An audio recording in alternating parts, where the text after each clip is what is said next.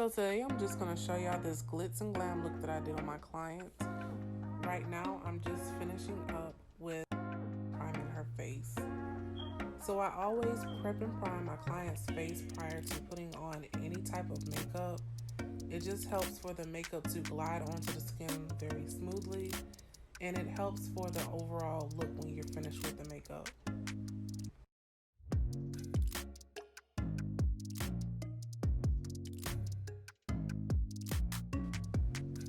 Right here, I'm just taking a fluffy brush with some translucent powder on it, and I'm just tapping it into her skin. So I usually do this for my oily or combination oily clients, and it just helps to kind of give them that matte finish when I'm finished with their makeup. And with this method, you really don't have to use a whole lot of foundation.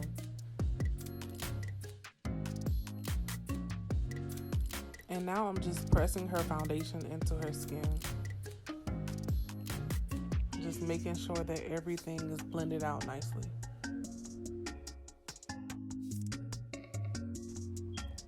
When I highlight the face, I like to use concealers that are 1 to 2 shades lighter than the foundation color. For this look, I did want her highlighted areas to be a little bit brighter, so I did go in with a second concealer over the original concealer that I placed.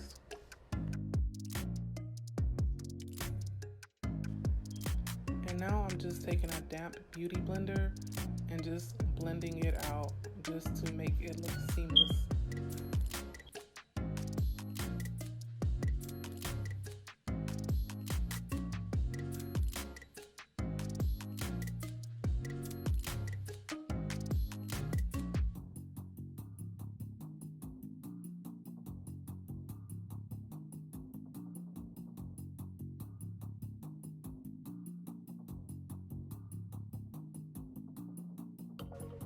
So after I've blended and made sure everything looks good, I go back to the under eye area and try to blend it again and set it really quickly with some setting powder just to make sure that it doesn't crease. And then I just go in and set the entire face before I start on the eyebrows and the eyes. I personally like to do the eyebrows and eyes after foundation. It just seems to me it makes the whole routine go by a whole lot faster, and I don't know, I just really like it this way. I used to be a eyes first type of girl, but now this is the only way that I can do it.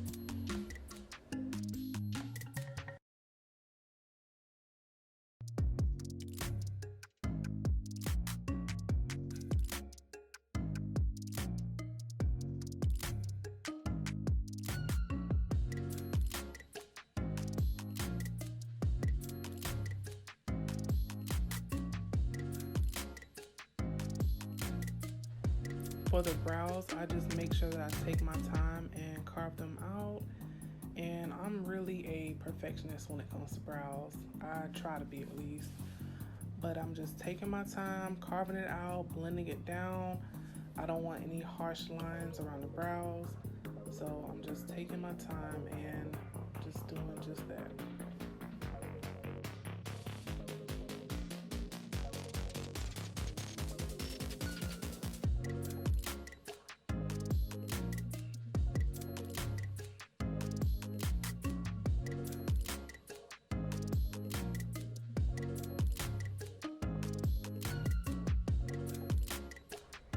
And sometimes I can go a little concealer crazy or blend crazy, so I do go back in with that brow product and I try to get that line back.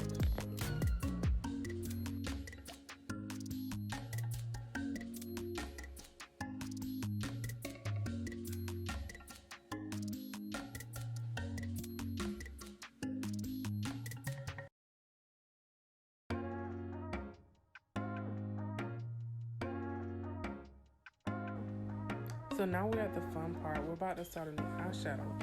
So I just go in with a lighter concealer and I place it on the eyelid, and then I just blend it out with a fluffy brush just to give it a nice smooth canvas.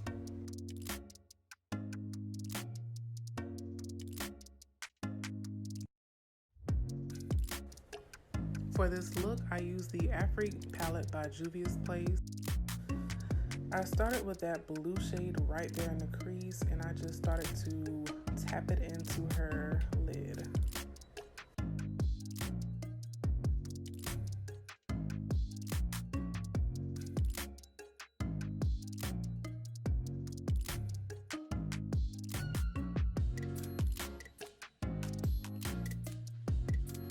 After I've got that blue right where I wanted it, I just kind of went in and started to blend it a little bit more because I know I really wanted that blue to stand out in her crease.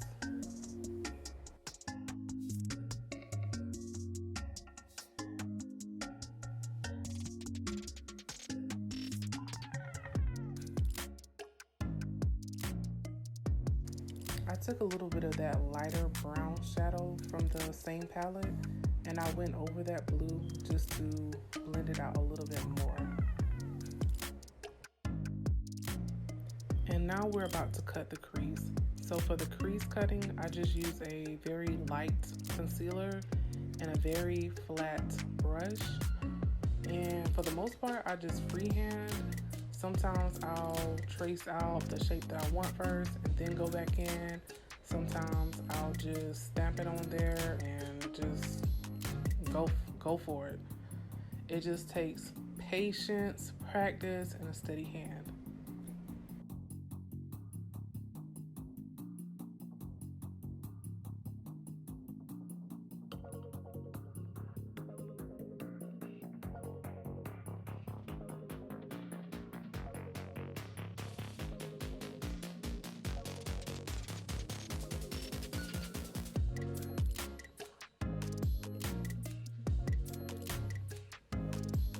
You'll see me keep going back into the cut crease just to make sure that it's very even and that the lines are very crisp.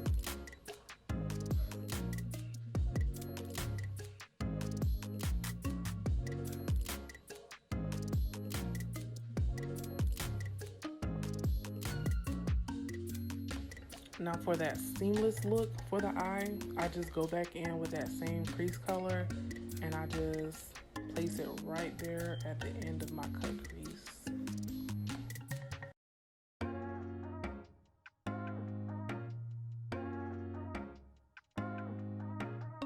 Now I'm just taking another smaller flat brush and the lid color from that same palette and I'm just pressing it onto the lid.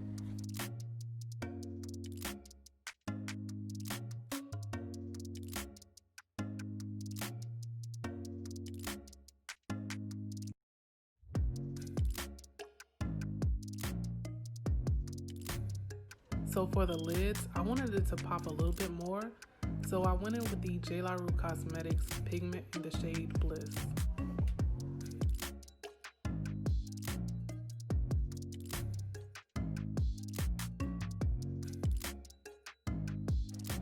And that pigment can get a little bit messy, so you do have to make sure that you go back in and clean it up. And now I'm just placing a little bit of black liner right at the lash line right before I place those lashes on.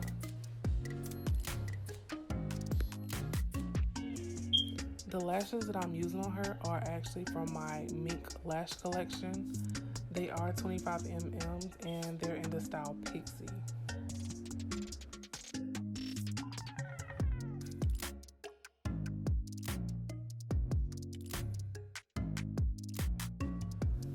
After I place the lashes on, I like to take my time and make sure that they're on good. I cannot stand to see my clients' lashes hanging off or not on the lash line. And just because I'm extra, I did go back into the lid and added some chunky glitter.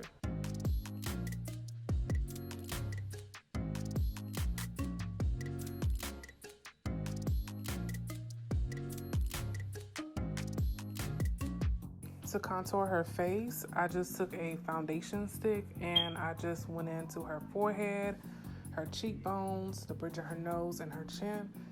And I just took her same foundation brush and just blended it all out. Now right here, this is a trick that I use sometimes to really snatch the nose. After I've already done everything with the face, I'll go back in with a little lighter concealer and just put it down the bridge of the nose and blend it out. And then right here, I'm just adding a little bit of blush. And then I'm taking a foundation brush and just blending it out because I went a little bit too far. And I took that same shade from her crease and I put it underneath her eyes. And it does get a little bit messy, so I did have to go in and clean up the under eye area again.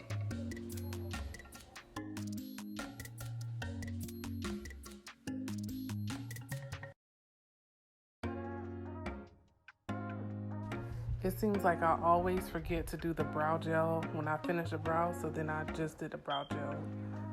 And then now I'm just going in and lining her lips. I'm about to just do a glossy nude because I don't really want the lips to clash with everything else since I did very bold eyes.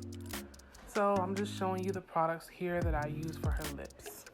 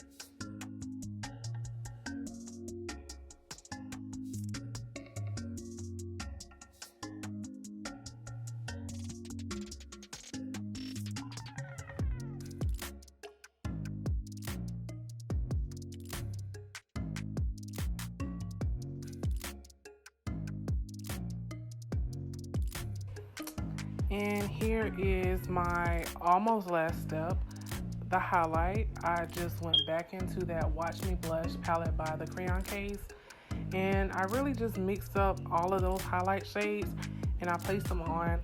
And then now you'll see where I'm just spraying that final seal. And now we have the final look. Thank y'all so much for watching my tutorial today. I just ask that you comment, like, and subscribe.